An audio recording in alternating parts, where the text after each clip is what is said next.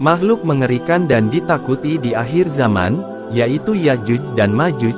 Ya'juj dan Ma'juj adalah dua suku yang telah muncul pada akhir zaman. Mereka memiliki kekuatan sebagai perusak dan penghancur kehidupan di muka bumi, dan mereka akan berperang melawan Isa beserta pasukannya di Bukit Tursina. Kemunculan suku ini merupakan salah satu tanda besar kiamat. Kisah tentang kaum ini terdapat dalam ajaran agama Yahudi, ajaran agama Islam, dan kitab Kejadian umat Kristen. Ya'juj dan Ma'juj juga muncul dalam banyak mitologi dan cerita rakyat di banyak negara, di antaranya adalah legenda rakyat Britania Raya dan Irlandia. Butuh rujukan padanannya dalam Alkitab Kristen dan Ibrani adalah Gog dan Magog dalam bahasa Ibrani.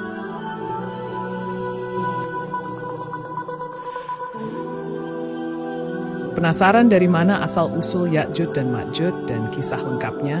Sebelum lanjut, subscribe dulu ya sahabat sejarah Islam. Semoga kita semua diberi kelancaran di dunia dan akhirat. Amin. Kemunculannya yang digambarkan dengan mengerikan ini, tentu membuat sebagian muslim bertanya-tanya mengenai asal-usul dari Ya'juj dan Ma'juj. Seperti apa asal-usulnya?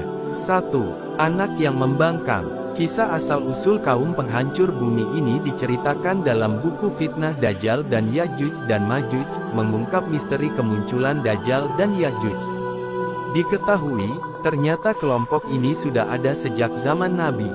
Berawal dari kisah wafat Nabi Nuh AS yang memanggil seluruh anaknya. Kemudian, Nabi Sulaiman AS pun membantunya untuk memanggil mereka, tetapi hanya satu anak yang memenuhi panggilan tersebut. Dua anak lain, Ham dan Yafits, memilih untuk mengerjakan aktivitas mereka masing-masing. Salah satunya, Yafits, memilih untuk bersama istrinya. Hal inilah yang membuat Allah SWT menurunkan ganjaran pada mereka. 2. Kelahiran Sanaf. Hingga tibalah suatu hari, Yafits melanjutkan hidupnya bersama sang istri dan memiliki keturunan yang diberi nama Sanaf.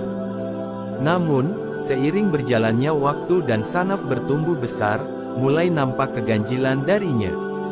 Kelak sudah besar, sosok Sanaf ini mengalami keganjilan. Ia tumbuh tidak seperti manusia normal lainnya.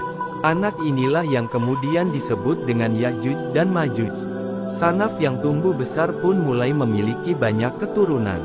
Selain wujudnya yang ganjil, para keturunan Sanaf pun memiliki nafsu makan yang tidak normal. Mereka tidak pernah merasa kenyang dan puas. 3. Kelompok yang meresahkan sekitarnya. Para kelompok keturunan Sanaf yang kemudian dikenal dengan Ya'juj dan Ma'juj pun mulai menghabiskan air di sekitar mereka. Hal ini meresahkan masyarakat sekitar karena dianggap menghabiskan seluruh sumber daya alam. Masyarakat sekitarnya pun mengalami krisis air dan makanan. Tidak sampai di situ, sejumlah kerusakan alam pun terjadi di mana-mana. Melalui keadaan ini, Allah SWT mengutus Nabi Zulkarnain AS dengan berbaur dengan masyarakat tersebut. Mereka pun diminta Nabi Zulkarnain untuk meninggalkan wilayah tersebut. Selain itu, permintaan kaum terbelakang yang menghuni negeri Bal ke kota Tirmis, kisah istimewa tentang seorang raja yang saleh bernama Zulkarnain. Dalam surat Al-Kahfi beliau diceritakan melakoni ekspedisi ke bumi belahan barat, kemudian ke timur lalu sampai ke suatu tempat di antara dua gunung yang terletak di belakang sungai Jihun di negeri Balkh dekat kota Tirmis. Di sana ia menjumpai kaum yang hampir tidak mengerti dan memahami percakapan karena bahasanya asing dan kecerdasannya rendah. Mereka meminta Raja Zulkarnain untuk membantu menghindarkan diri dari Ya'juj dan Ma'juj.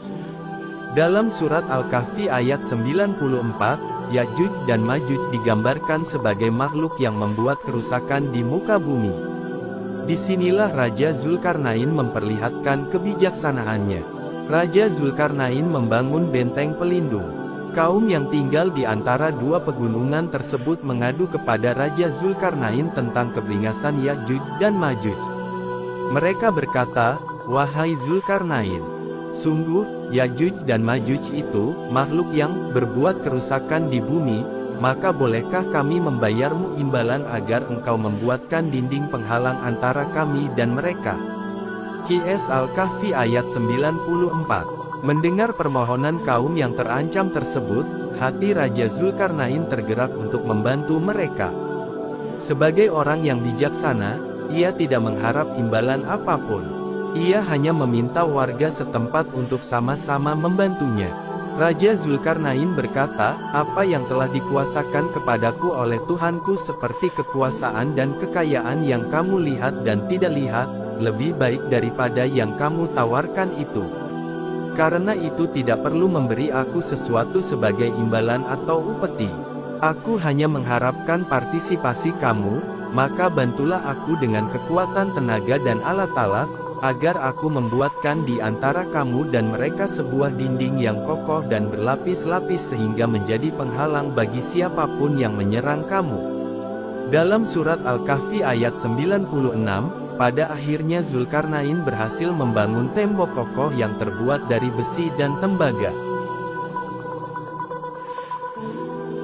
Melihat tembok telah terbangun dengan sangat kokoh, kaum ini sangat bersukacita. Mereka pun berterima kasih pada Zulkarnain.